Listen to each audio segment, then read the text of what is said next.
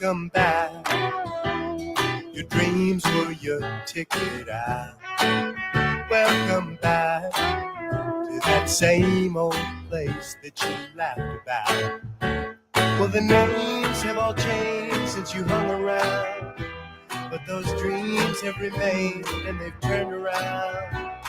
Who'd have thought they'd lead ya? Who'd have thought they'd lead ya? Back here where we need ya. Back here where we need ya. Yeah, the tease him a lot, 'cause we got him on the spot. Welcome back.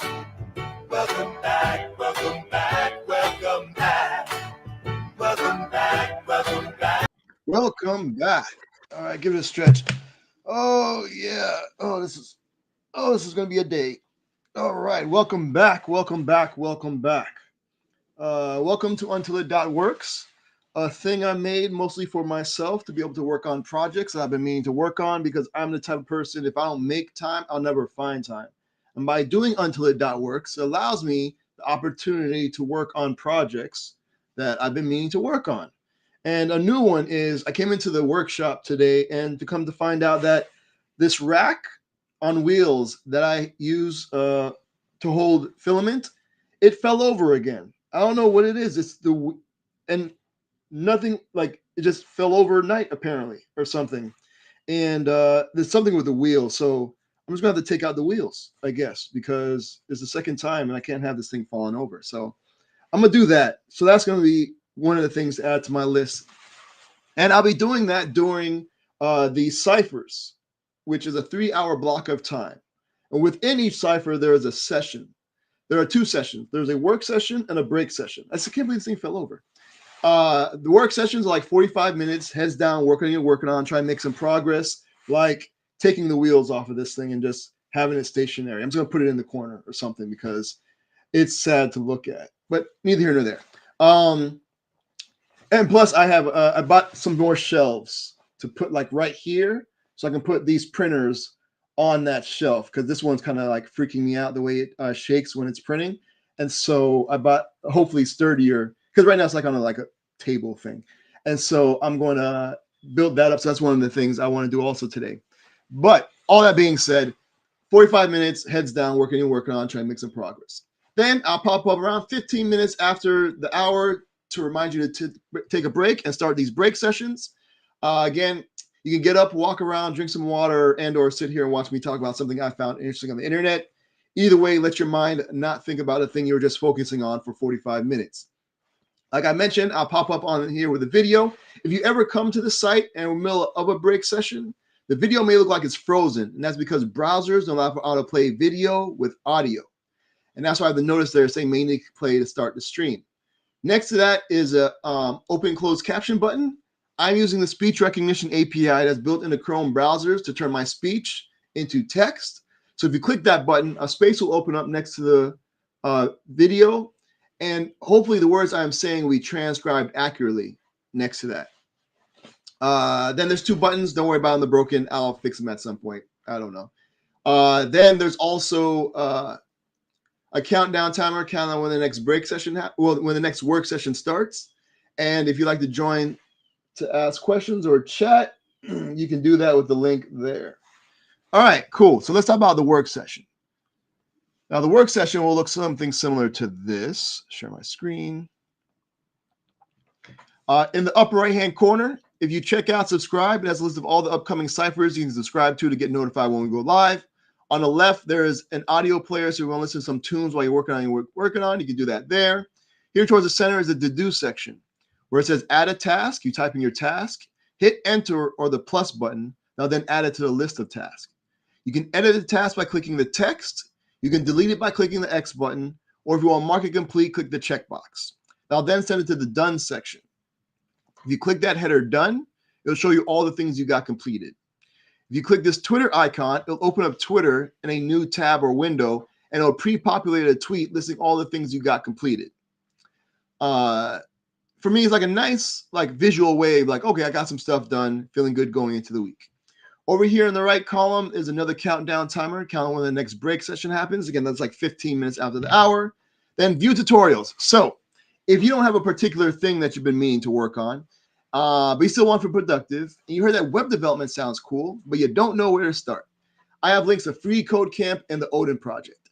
And from what I've seen from the curriculum and what people have told me that have gone through them, I believe that if you complete those projects, you'll have a good understanding of what it takes to do web development. And then from there, you can make an educated decision on whether or not you want to spend more time and or money in pursuing that. So those are there. Now, if you're already into web development and you're looking for some cool projects that you can kind of get started and end, and during that process, you know what I'm saying, get your creative juices going to where maybe you can extend that project or start something totally brand new, I have 3 tutorials that go to the Vonage developer platform. I'm a JavaScript developer advocate at Vonage, and part of my responsibility is to look over tutorials. So, for example, one of them is you follow the tutorial. At the end, you have a web application with an input box and a call button. You put your real world phone number in the input box, hit call, and your real world phone will ring. Then you can have a conversation back and forth between the browser and your phone. Then I have one that's the opposite, where you get a virtual number. You link that to the web application you create following that tutorial. And from your real world phone, call that virtual number, and you'll be able to answer it in the browser in that web application and have a conversation back and forth. There's one where 2 users like log in to a web application, and one can call the other from the browser and have a conversation back and forth. So those are there. Hako will come back to. Show and tell, sign up. If you want to come up here and talk about something you found interesting on the internet, feel free to do so. Show and tell, sign up, will walk you through that process. Now, Hako. Hako stands for Help a Coder / Creator Out.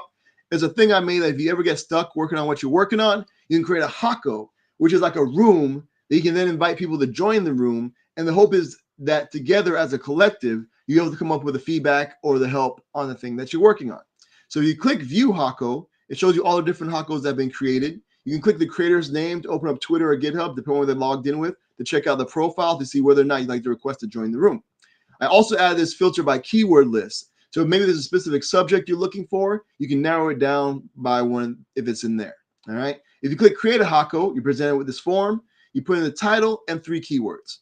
Click create, it will generate a unique URL that you can then copy or click to share to Twitter. When you're joining your Hako, it looks like this. Title here at the top. Over on the right, you can leave with the leave button. You can open the menu for some more options. We got a text chat here to the right. On the left is a countdown timer. I'm counting down to when the next break session happens, again, like 15 minutes after the hour. You can copy the URL again, and you can click to share to Twitter. Now, when someone clicks your link, they don't automatically join your room. They're requesting to join your room, so they'll show up under pending. You can click the username to open up Twitter or GitHub, depending on what they logged in with, to check out the profile to see whether you like to approve or deny them from coming into your Hako. Now, if you do approve them and they turn out to be a terrible person, you can always ban them and kick them out your room. Now, you as the owner of the Hako, only you can share your screen. Because again, the point of the Hako is for you to get the help or feedback on the thing that you're working on. And I think by being able to share your screen and show others what it is that you're working on, you'll be able to provide the context for them so they know what is happening, because they can see what you're seeing and get you that help or feedback. Now, the way you communicate through the Hako, like I mentioned, there's a text chat here. Put your message here toward the bottom, hit send, it'll add it to the list of messages. I also add the ability to enable audio chat. So anybody who has their audio chat enabled will be able to speak to and hear each other. But don't worry for the folks who don't have audio chat enabled, they'll still be able to follow along, because what people are saying will be turned into text and put into the text chat. Then I also have the opposite availability. We enable text to speech. So if you're not looking at the Hako, you'll still be able to follow along, because messages put into the text chat would be read out aloud by your browser. And yeah, that's pretty much it. Again, you can check out all the different Hakos that have been created.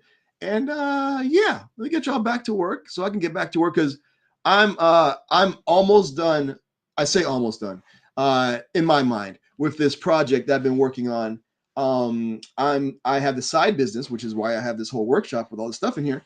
And I've been creating these prototypes, and I have a prospective client, and so they seem interested. And so now I created a whole website that they'll be able to order samples and prototype, like, and mix orders basically. So they'll be able to order samples, check them out, and then come back and do an actual order, right? And so working on that. So I've been doing that, and that's been pretty cool. So because I had to do my dashboard as like an admin to be able to create the items and then be able to check the orders and then be able to update orders and all this other stuff, right? And add clients and all that stuff, right? So it basically, for clients, items, and orders, I'm able to create, edit, like delete, and all these other stuff. I don't think I added delete. Did I add delete? I don't think I added delete. Maybe I have to add that later. Neither here nor there. So all that's there. I did add, you could delete items.